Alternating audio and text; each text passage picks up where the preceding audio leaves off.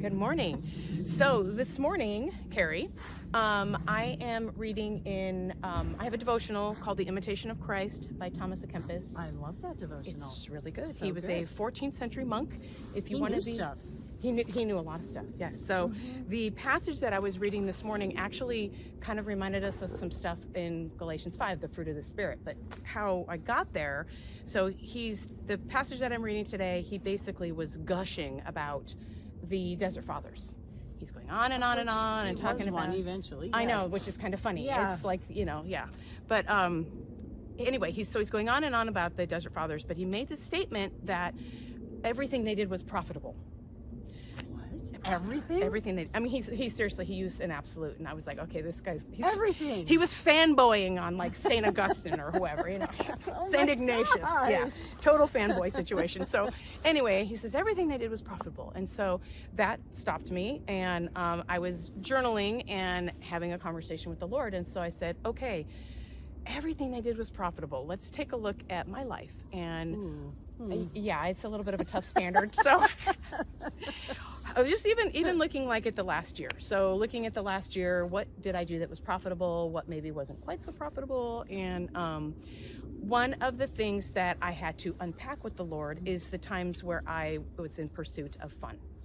Because I like to have fun. I mean, we like to have fun, right? Absolutely. And so, and I know that the Lord doesn't, having fun is not sinful. I mean, we can definitely cross the line in our pursuit of fun into sin, but fun isn't sinful. And so, but I started to kind of unpack this with him, like basically what is the value of fun?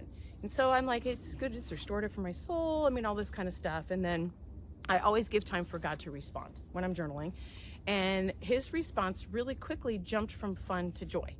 And what he said was that he created part of the human package that he created us to contain, to manifest, to live with is joy.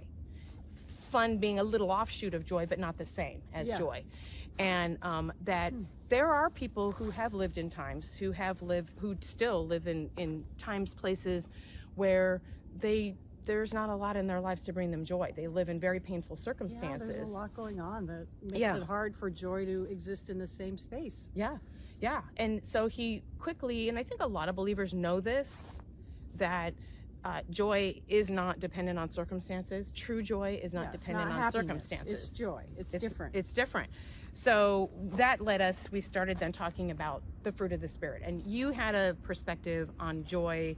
Is it for us? Is it for other people? How does it like land in the list? That was really, really good. It challenged us in the conversation. It challenged me because when I think about the fruits of the Spirit,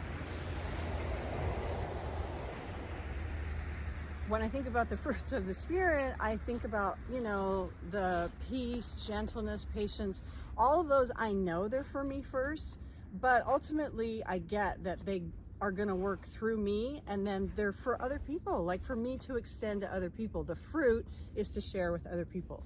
But when I think about joy, that's the one where I go, that's for other people. Like that one seems like it's just for me. I'm just supposed to be joyful and hang on to that one. And I don't think about it like the other fruit, Barb. Yeah. Like it's different for some reason. Okay, so let's unpack this on the spot. Because the Lord has been speaking to me about joy actually Teach me, Elvira. I don't have any answers. I will say in 2020 the Lord started speaking to me about the power of joy as a weapon, but it was more like a personal weapon, but also like in our world, because there was so much heaviness. Oh yeah. And in that season I was decorating a prayer room for myself, and he told me to decorate, to follow my joy in decorating it. And it was like an exercise in the natural to show me the power of joy. Again, more for myself, but what then am I able to walk in? Like, I see how it has to start with us. Yeah. Like, I think all the fruit of the Spirit starts in us. Yeah.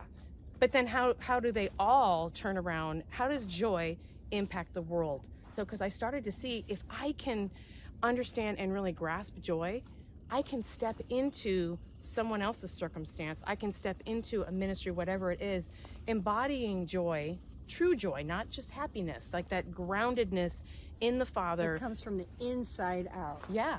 I guess to define true joy, it's like, it's fruit of knowing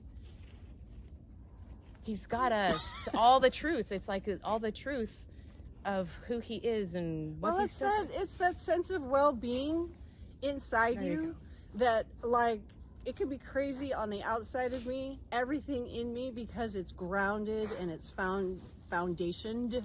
I'm going to use that as that word. In God, like the wellness of my soul. It's like the expression of the wellness of my soul. How about that? Well said, Carrie. Someone should quote that. Maybe someone should write it down. Yeah. This is why I walk with Carrie Irving. All right, I like it. That's a great like place to land, to define what is joy, and bringing that to any situation has the ability to shift things when we step in, when we're really carrying that. And it's funny that the fruit of the Spirit listed in Galatians 5, like, you can relate to all those: gentleness, patience, all of them. And you know these things are needed as we go about our life. Joy, for me, I didn't think about, I could be making that deposit in the world because I have that sense of foundational well-being. I could be depositing this stuff everywhere I go. Joy. I'm getting you a Please wand. don't let me do that. Ever. Okay, Joy Fairy. So there we go. Jing, I just see you with a wand. Thank you. Okay. Thank you. It is my name, Song of Joy. Yes. I should be singing my joy everywhere I go. There you go. All right, that's what we got. Great. That's good. All right, bless you. Have a great day.